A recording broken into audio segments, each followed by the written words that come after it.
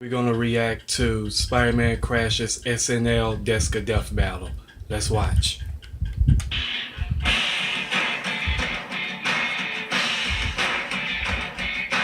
Spider-Man, New York's occasionally beloved superhero. He's a dinosaur puncher, Yeah. an actual spider sometimes, and even a deal maker with the devil.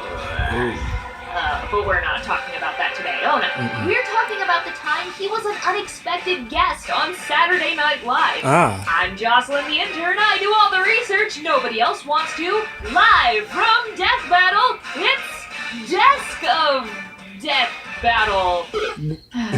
That went way better inside my head.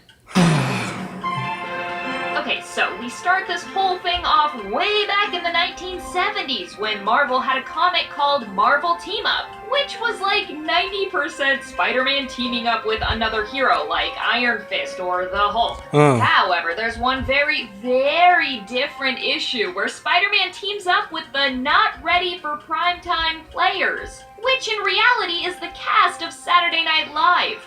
Times were different back then, as you can tell by the fact that Bill Murray's name is listed fifth.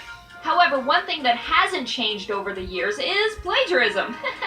Because these guys just straight up jacked the famous intro line of A Tale of Two Cities as we see Mary Jane and Peter Parker arriving at NBC to watch SNL. Oh, and Stan Lee just so happens to be hosting this particular week. Dude, that guy's like everywhere, all the time. Can he, like, clone himself or something? Oh my god, Stan Lee's a superhero. Oh, it all makes sense. Okay, saving that for a different Desk of Death battle. Okay, moving on. Anyways, Peter and MJ's date hardly even starts before Peter's spider sense goes off, and he starts prowling around the building for trouble. It's kind of what he does. Although Spidey might not know the details, we, the reader, have luckily been informed on exactly what's happening. Turns out that John Belushi has gotten his hands on an ancient Japanese ring from a bit of fan mail. If that wasn't a silly enough plot device, Belushi has also gotten the ring stuck on his finger. Oh, and if that wasn't bad enough, the Silver Samurai and a squad of goons are here to take the ring back and likely kill whoever has it. So in short, Belushi is yeah. Obviously, it isn't long until Spider-Man and the SNL cast are all slowly informed of the situation.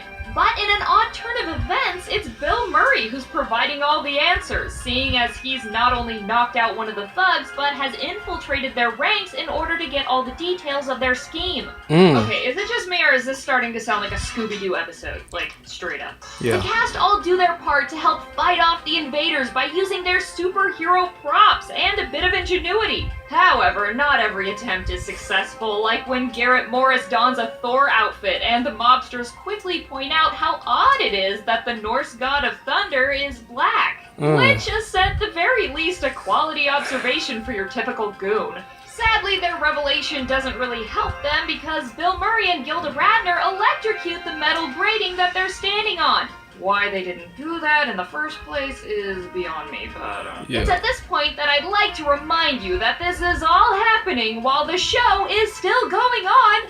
With the majority of the henchmen dispatched, the only baddie left is the big one, the Silver Samurai, who's still on the hunt for this mysterious ring. Meanwhile, Belushi is headed to the stage for his next skit, which of course is one of his famous samurai gags.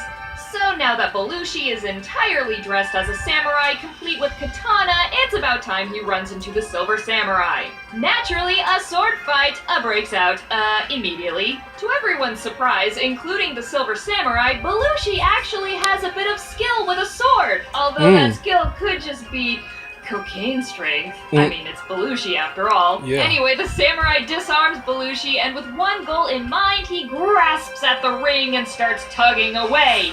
It isn't until Spider-Man swoops in, kicking the samurai back, that Belushi's ring finally slides off.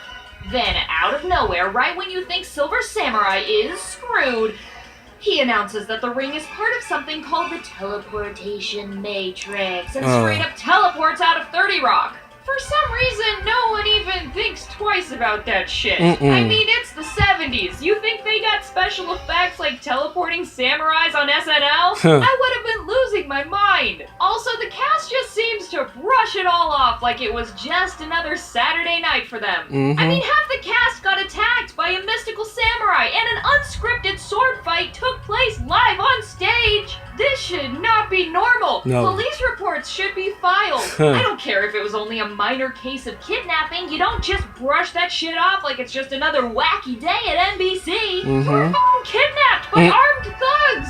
Then again, I guess this is the SNL cast most notorious for their love of drugs and alcohol, so maybe this is just another weekend for them. Fun fact, the ring John Belushi got was actually meant for an import-exporter named J.B. Lushi, who has an office in 30 Rock. But thanks to a bit of rain and smudged ink, the post office sent it to dear old John instead. Hate when that happens. Yeah. And that's the video of it. If you like it, give it thumbs up. And I'm going to see y'all on my next reaction. This has been the Montre Black. Peace.